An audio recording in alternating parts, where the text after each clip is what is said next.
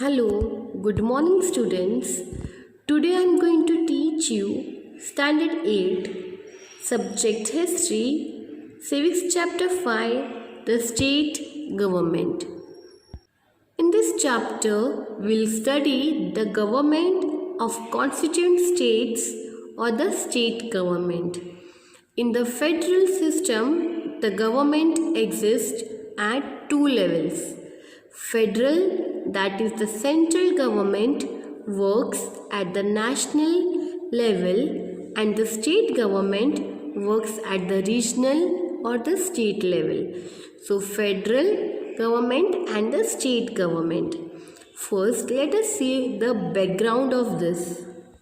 India has a large geographical expanse with the multicultural population. There is diversity in many languages, religions, way of life, and regional characteristics. It would not have been possible to govern from a centralized place. Therefore, the Constitution has adopted a federal setup for India. Let us now study the nature of governance in states with reference to Maharashtra. First point is state legislature.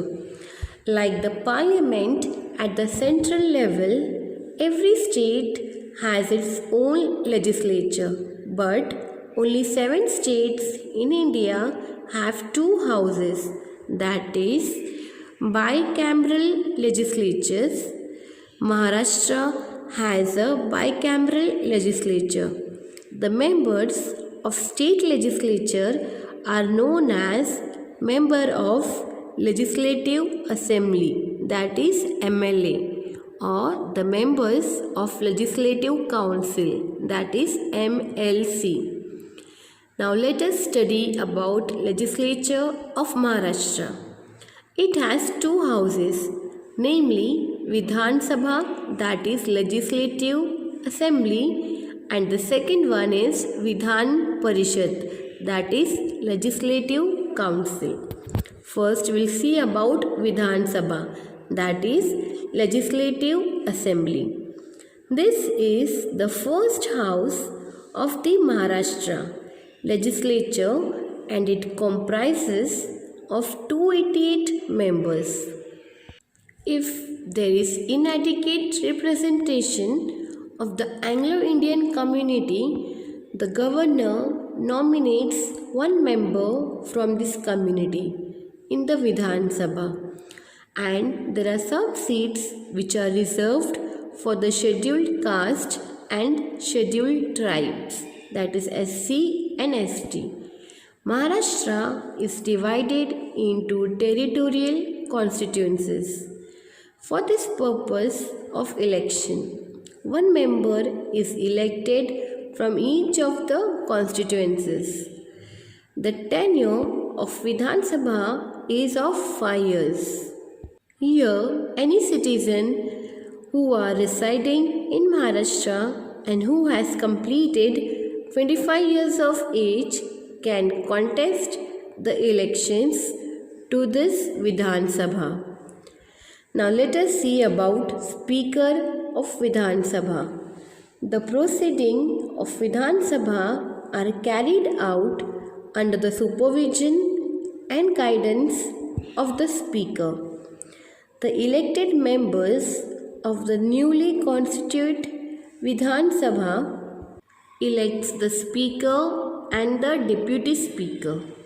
The Speaker has many responsibilities which range from the power to prepare the order of business till to carry out the proceeding of the House in a disciplined manner, or to suspend members for misbehavior or their misconduct.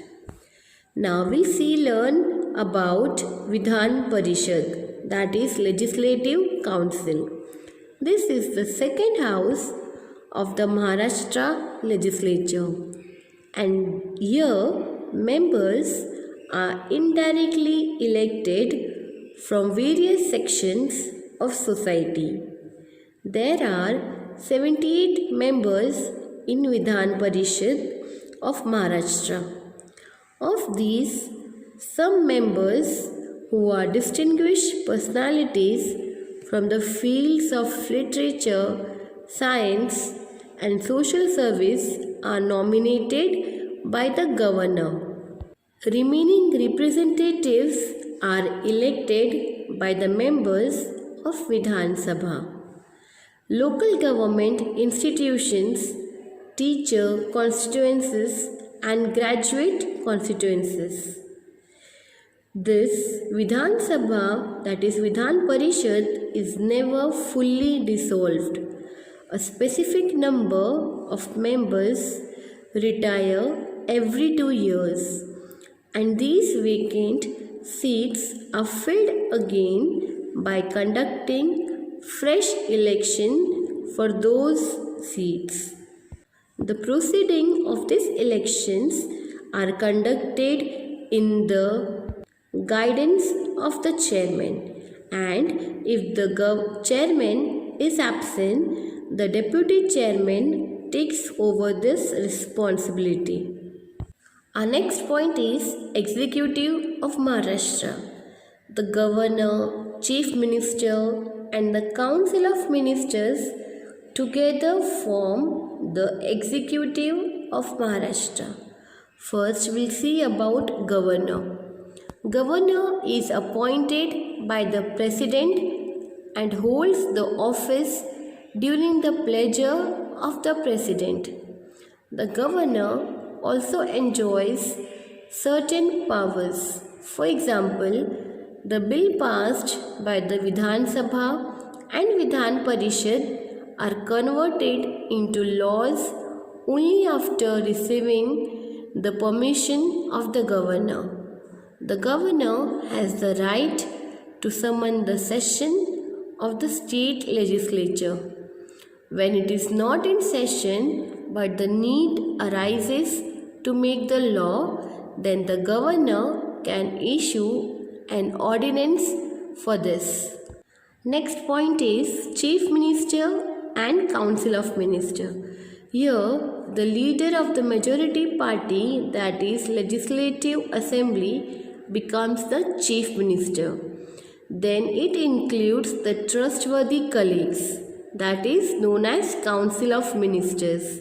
Like the Prime Minister, who is the head of this union, the Chief Minister is also the head of the state executive. It is run in the name of the Governor, but in reality, the administration is carried out by the Chief Minister. There are many functions of the Chief Ministers, like creation of the state executive, distribution of portfolios, coordination between the ministers and the departments, and so on. Now we'll see about leader of the state. Just as the Prime Minister heads the country, the Chief Minister also heads the state. The Chief Minister has to make new policies by taking note of problems and concerns of people which work towards the welfare of the people of the state. The people look at the Chief Minister as a problem solver. He intervenes in issues facing the state and comforts for the people. Maharashtra is one of the progressive states in India. The state leads in sectors like education, industry, service sector, health and social security, etc. There are two major challenges which are facing by the Maharashtra, that is the terror attacks and Naxalite, that is left-wing extremist movements are active in Maharashtra. So Maharashtra is facing these two major challenges. Thank you.